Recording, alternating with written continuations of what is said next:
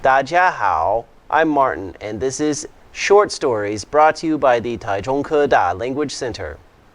Today's short story is called Stargirl. It's not about a new superheroine. In fact, it's about a teenage girl who has some very odd habits and about how she affected the other people in her school, particularly a new friend that she made. Before I read the story, though, I will give you the vocabulary and vocabulary example sentences. After the story, I will give you 4 listening comprehension questions. Are you ready? Let's begin.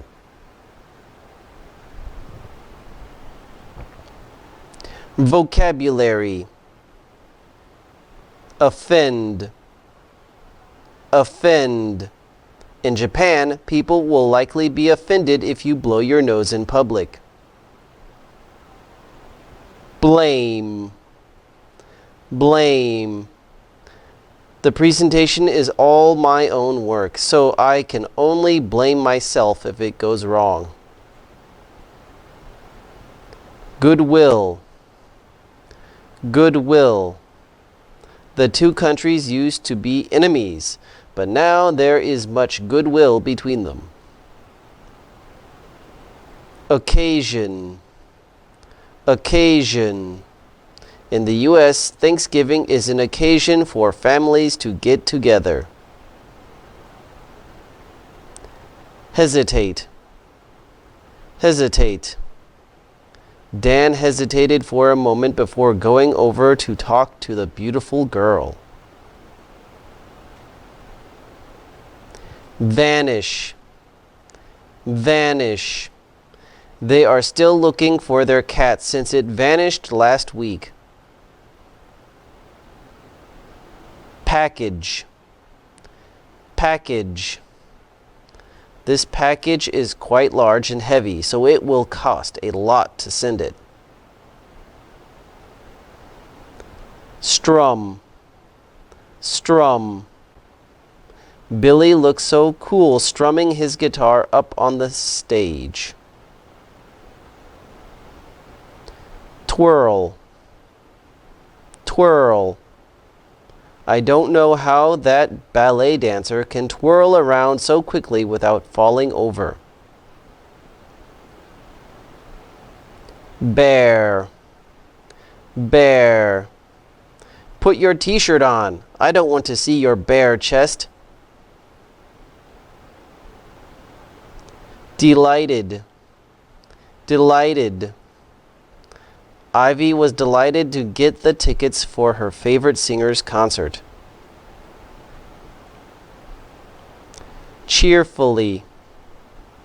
Cheerfully. Laura smiled cheerfully as I took her picture.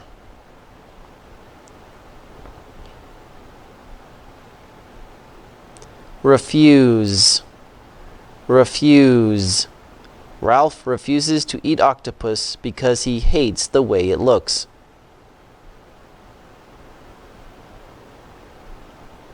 Attention. Attention. To get the students' attention, the teacher spoke in a loud voice. Energy. Energy. The little puppy has so much energy, it never seems to want to rest. Ball. Ball. The school will hold a Christmas ball at a fancy hotel in town. Disappear. Disappear. Have you seen my new pen? It's just disappeared from my desk. That's the end of the vocabulary. Now the story. My story about Stargirl begins with a porcupine tie. On my 14th birthday, the local newspaper wrote this about me. As a hobby, Leo Borlock collects porcupine ties. A few days later, I received a package with a porcupine tie in it. I asked around, but nobody knew where it had come from. On my first day of grade 11, a girl who called herself Stargirl Caraway appeared in school. She wore a long white dress and she carried around a pet rat. Despite being new, she somehow already knew about everyone at school. At lunchtime, she even walked up to a classmate and sang "Happy Birthday" to him while strumming on a ukulele. At our school, we were afraid of being different, so she was far too strange for us. Everyone stayed away from her at first, but that changed during the school football game. As usual, not many people went to see the game. Then Stargirl showed up at halftime. She ran and danced and twirled and jumped around the field in her bare feet. We found ourselves cheering along with her. The cheerleaders were both surprised and delighted. They did cartwheels, backflips, and even a 3-tier pyramid. Suddenly, Stargirl was the most popular girl in school. Stargirl's popularity didn't last long, however. At a school basketball game, she offended the other students by cheering for our opponents as well as our own team. When we lost the game, everyone blamed her for it. Though the rest of the school grew more hostile towards Stargirl, I found that I couldn't get enough of her. We started going out together. One day, she brought an African violet plant and just left it by the front door of a stranger's house. Suddenly, I remembered the porcupine tie I'd got from no one. I asked her about it, but she only smiled and said, "A mystery." She brought me on her missions of goodwill after that, delivering cards and presents to people on happy or sad occasions. During the time I was with her, I was as happy as I'd ever been. However, when I also became a target of the students' hostility, I started to hesitate. I couldn't stand being isolated from the others. It was much more than I could bear. I decided to have a long walk with her. In a group, everybody acts pretty much the same. That's kind of how the group holds itself together, I explained. If it was up to me, I wouldn't want you to change, but we live in a world of them. 2 days later, Stargirl vanished. When Stargirl came back to school, she was no longer Stargirl. She had become Susan. To my relief, her name wasn't the only normal thing about her. She dressed in jeans and sandals like everyone else. She wore nail polish and lipstick, and even had chewing gum. Still, nobody wanted to be friends with her. 2 days later, she was Stargirl again. "I'm giving up on trying to be popular and normal," she said cheerfully.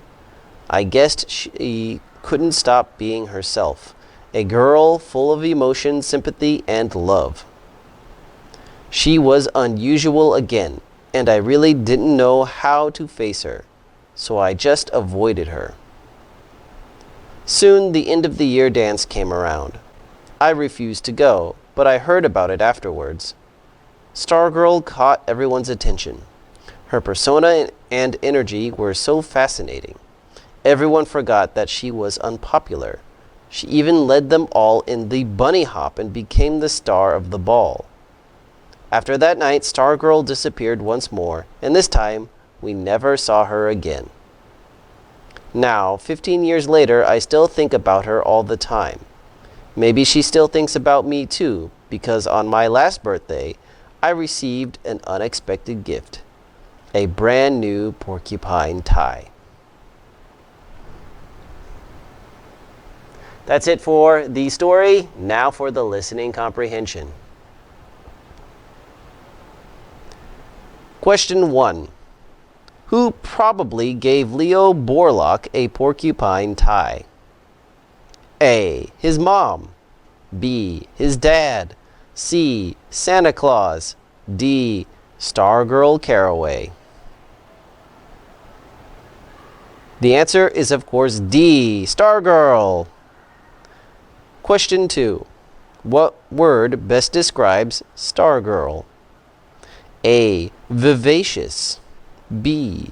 Villainous. C. Average. D. Boring. Well, if you do not know the meaning of a word, you can just use the process of elimination, which will help you understand. We know it is not D. Stargirl is not boring. We know it is not C, because Stargirl is unusual, not average. That leaves A and B, vivacious and villainous. This is where your Latin will come in handy, because viva is life and vivacious means lively, so the answer is A, vivacious. Question 3. What did the other students think of Stargirl at first? A. She was cool. B. She was too weird. C. She was uninteresting. D. She was unfriendly. The answer is, of course, B. She was just too weird. Question 4. Why did Stargirl change her name to Susan for a while? A. Because Leo told her she was too abnormal. B. Because she liked the name. C. Because it was her grandmother's name. D. Because she wanted to hide her identity. The answer is A. Because Leo told her she was too strange. That's the end of today's story. A story about a girl who taught her friend Leo that it's okay to be weird once in a while. You know what? The world needs some weird people, doesn't it? Otherwise, it would just be too boring. Anyway, thank you for watching. I will see you next time. Bye-bye.